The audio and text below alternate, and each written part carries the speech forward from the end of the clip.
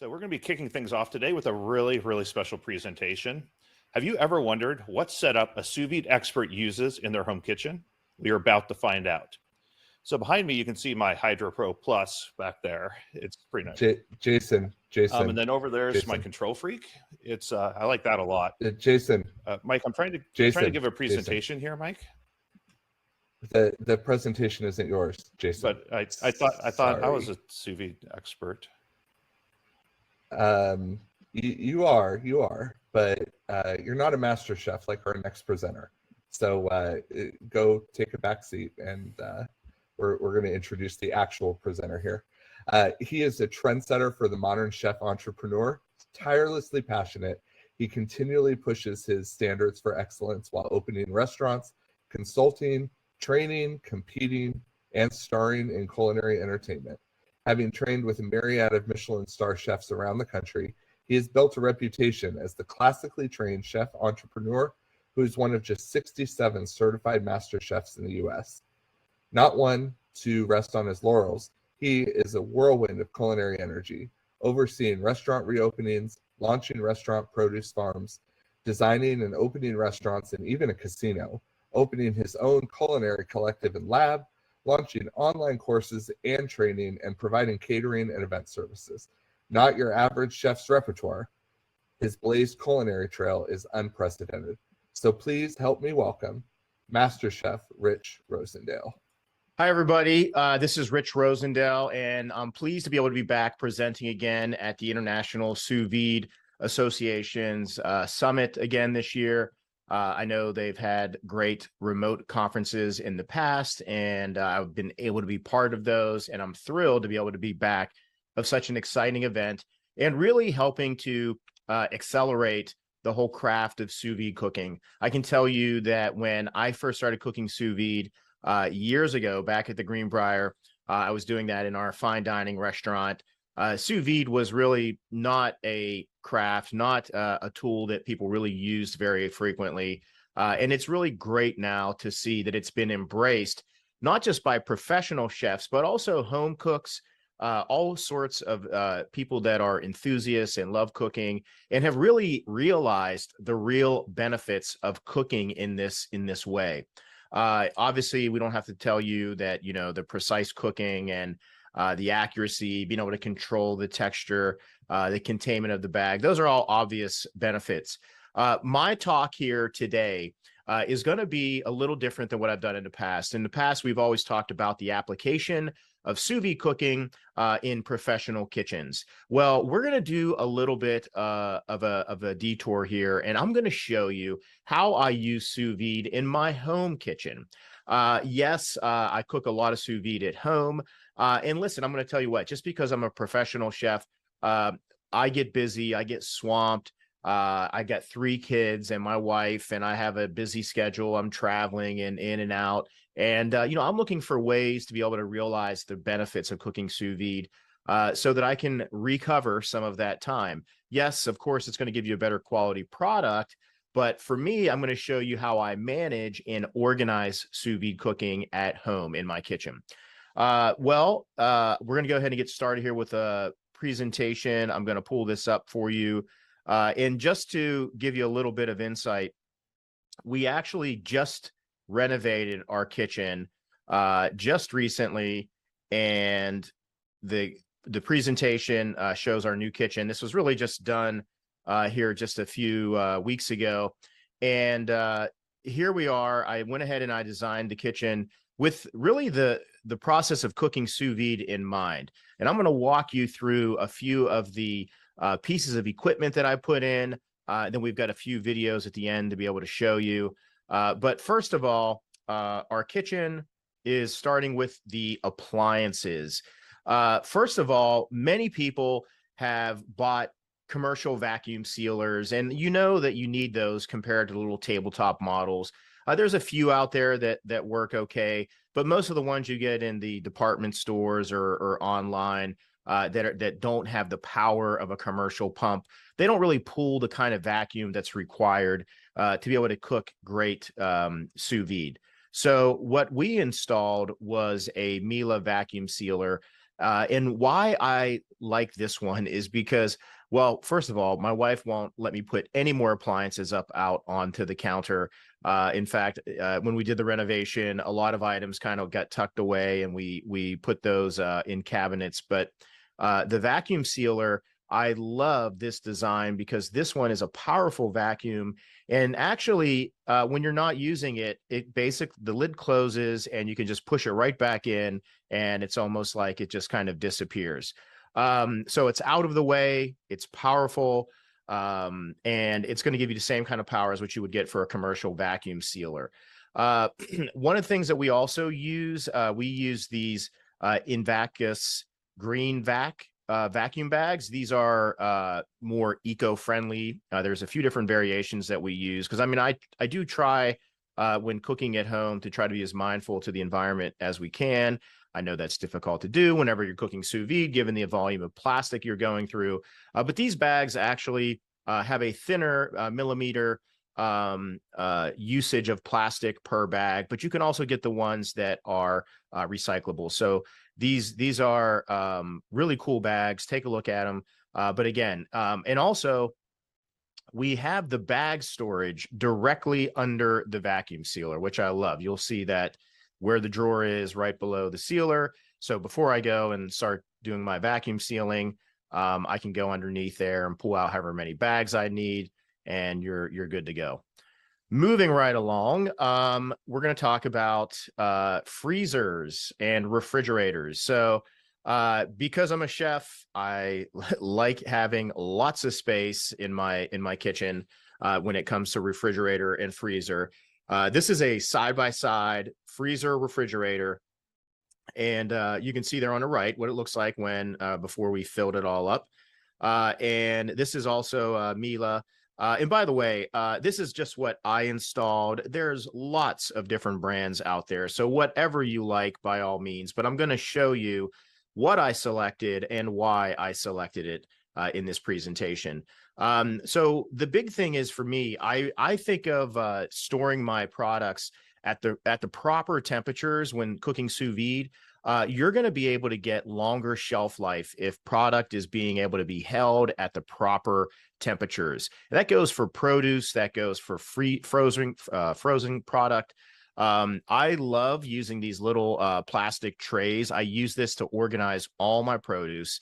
And I actually have, this is just showing you one shelf, of course, but I really have everything, all my deli items, any greens, herbs I have underneath those onions. I roll those in damp paper towels just to extend their shelf life.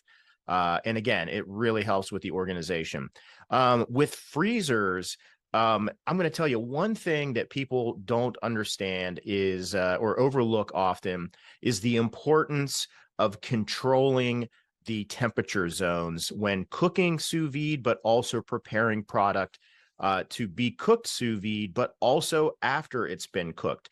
When product has been cooked sous vide, because a lot of the water that has already come out of it, it tends to freeze pretty well, because one of the things that you're going to want to pay attention to if you are freezing product, whether it's raw or cooked, is making sure that the sous vide or making sure that the freezer is very powerful.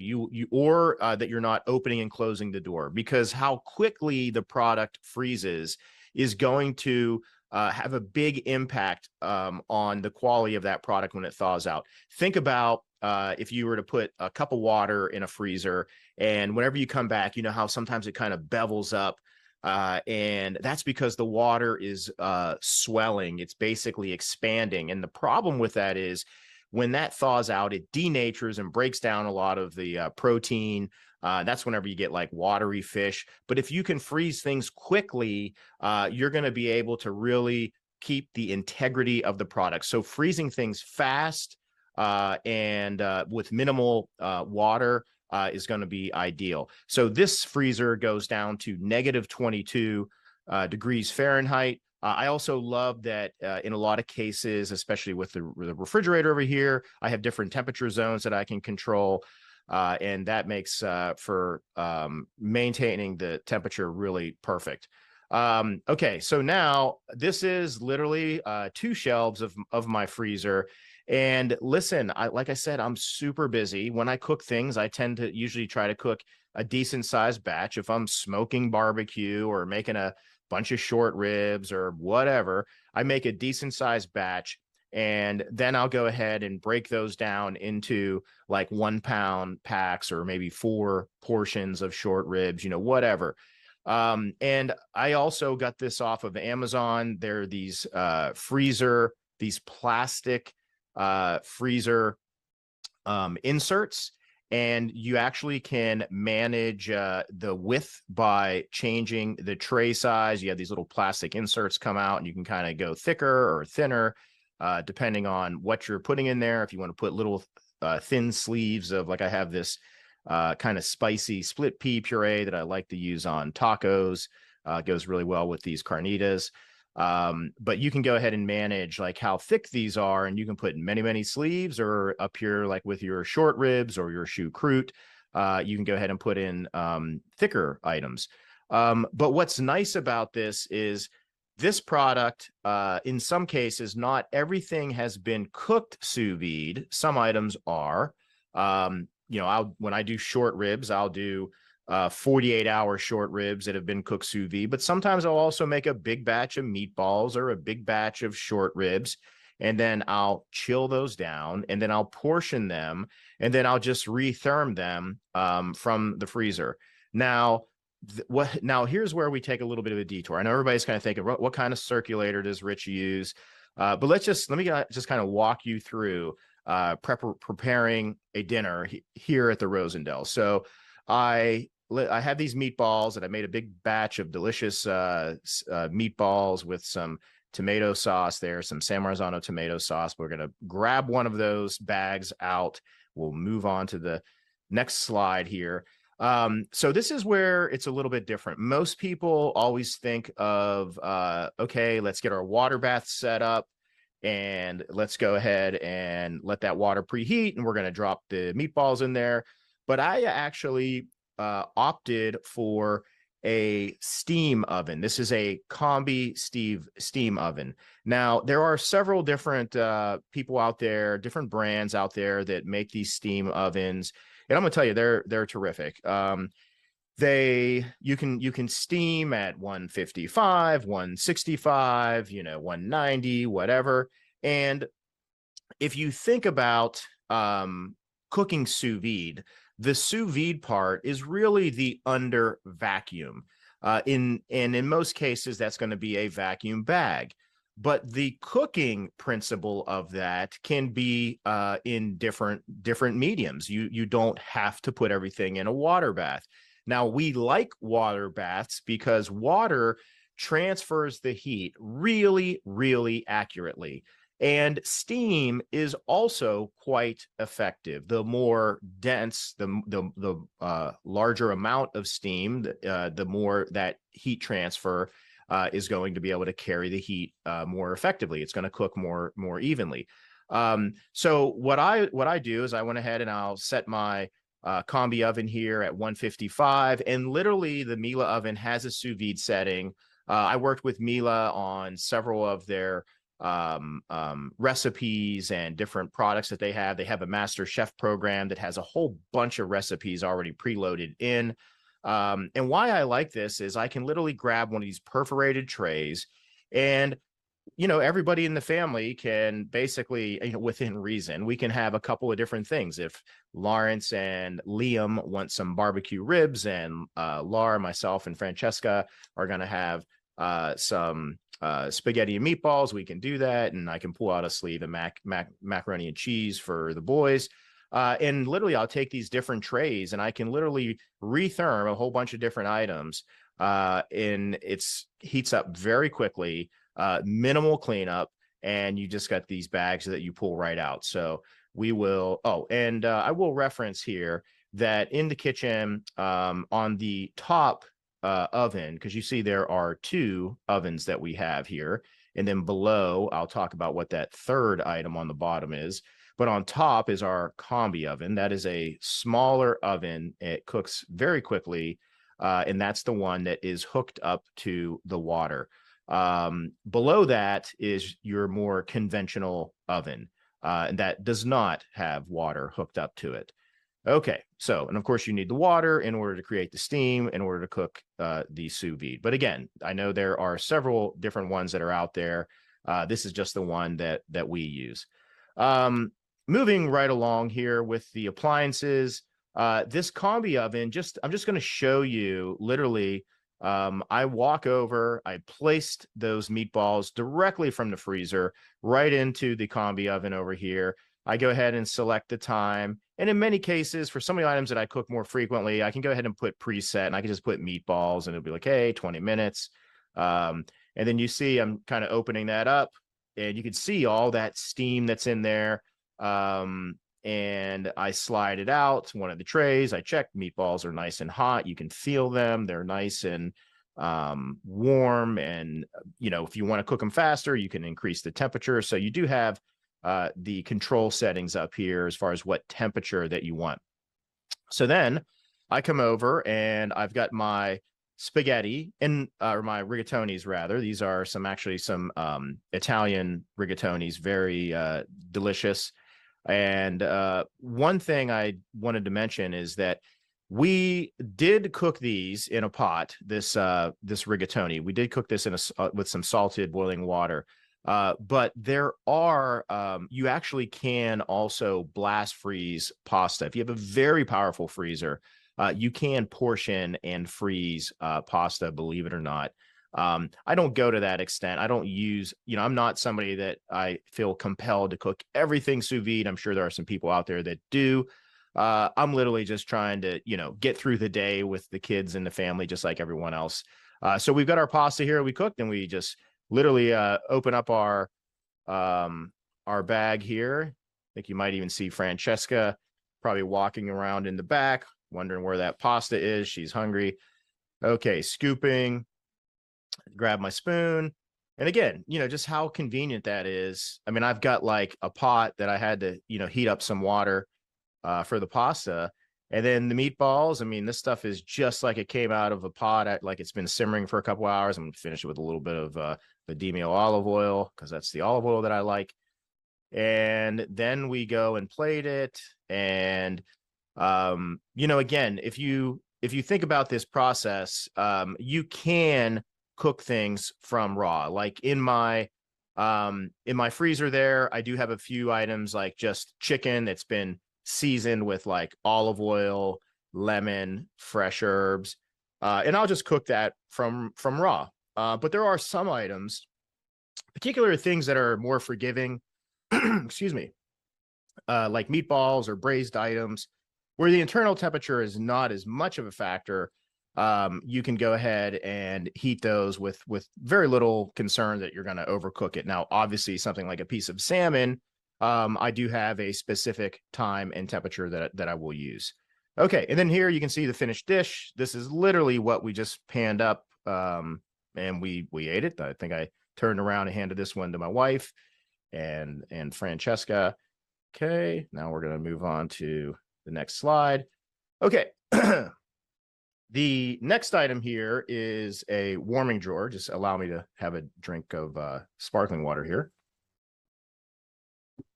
Okay, so the next item that, maybe not necessarily essential for sous vide, but if I'm entertaining and I'm cooking for a lot of people, one of the things I really like is being able to manage the courses.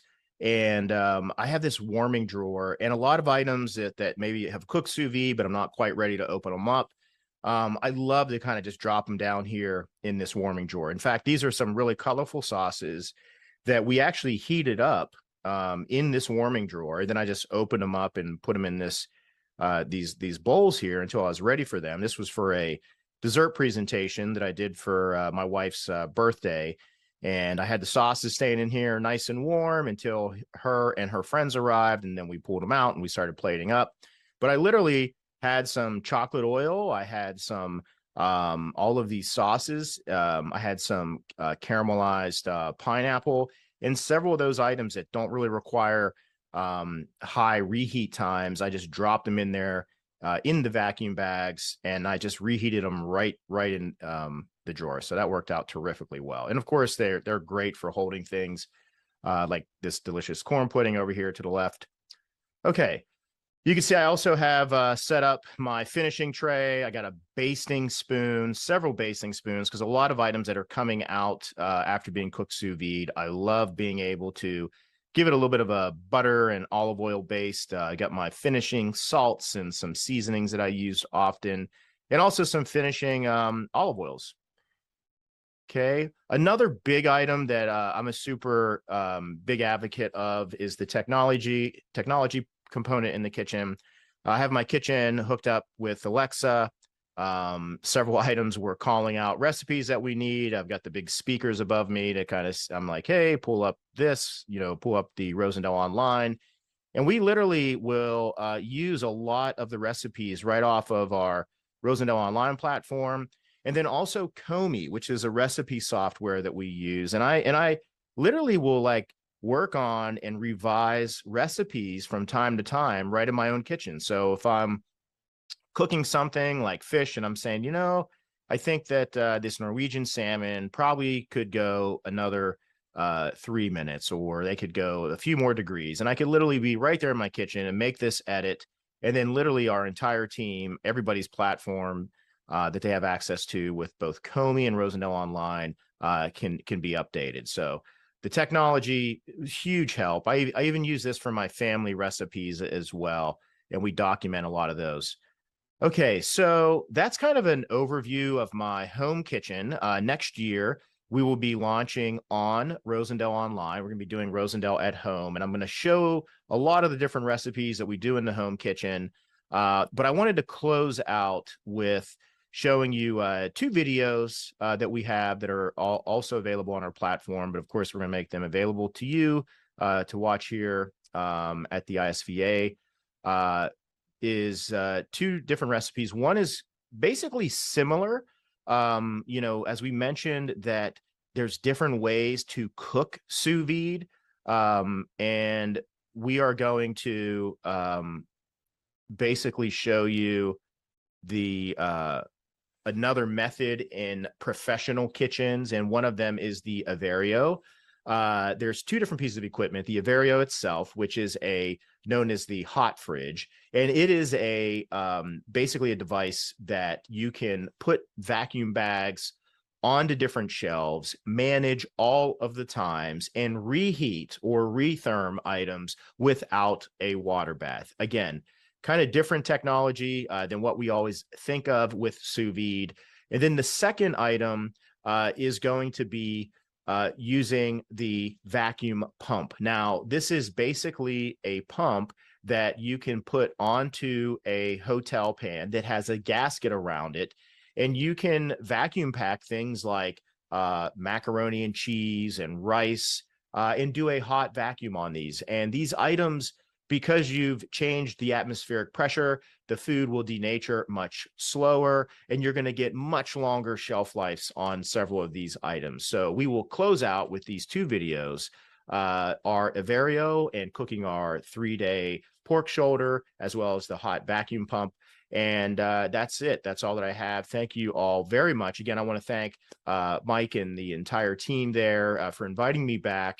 It's a pleasure to be part of such an exciting organization, and I know there's lots of great speakers, lots of great content to come, and I hope you all enjoy the rest of the show. Thanks so much for having me.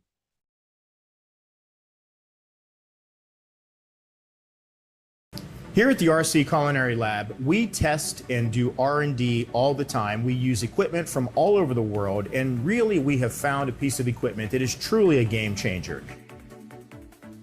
The Averio from Unox is an incredible piece of equipment. It's not an oven, it's not a hot holding cabinet, it's really kind of a new category of equipment. They refer to it as the hot fridge. What we love about this is A, you don't have to put it under a hood, and B, the flexibility.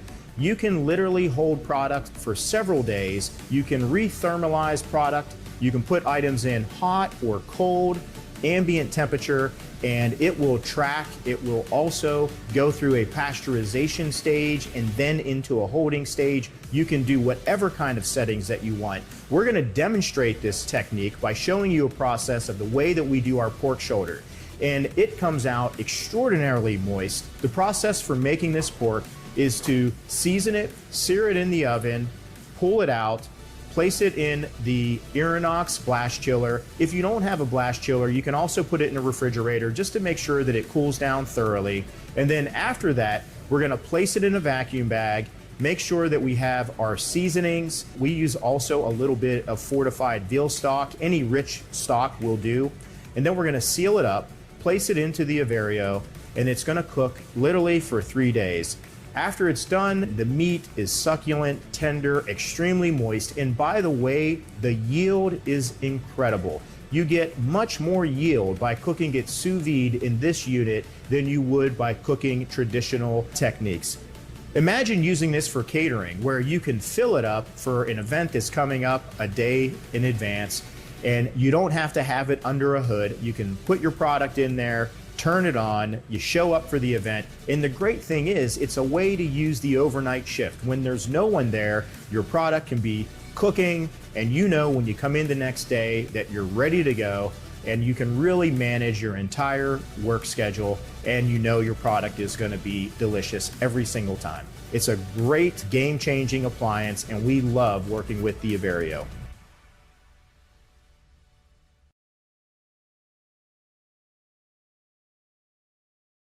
When people talk to you about sous vide, everybody always thinks vacuum bags, but literally sous vide means under vacuum. So therefore, it could actually be under vacuum in a range of different types of containers. That could be a jar, that could be a vacuum bag, it could be a cook chill bag, but it can also be a pan.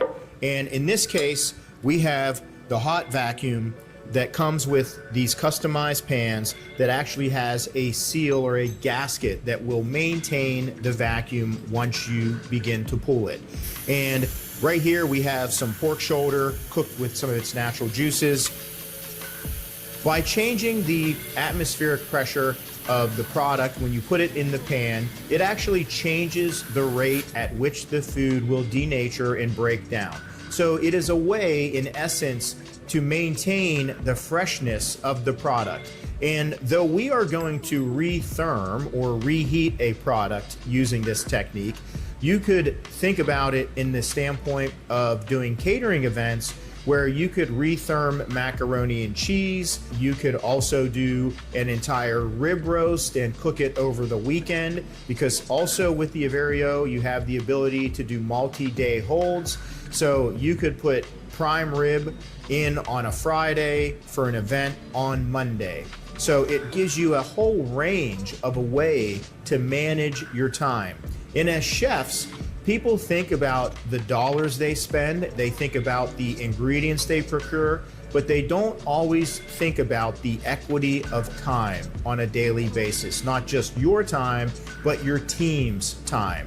And if you think about those hours every day, like spending a dollar bill and deciding where you're going to put your time, this kind of a piece of equipment can actually give you the ability to recover some of that time and have productivity occurring while your team is not in the kitchen.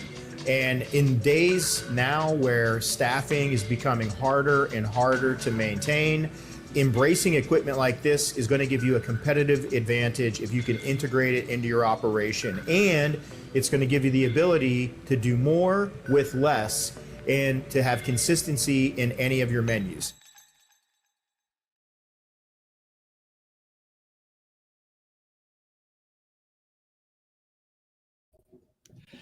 Well, that was a crazy device. I've never seen someone pull a vacuum in a hotel pan before.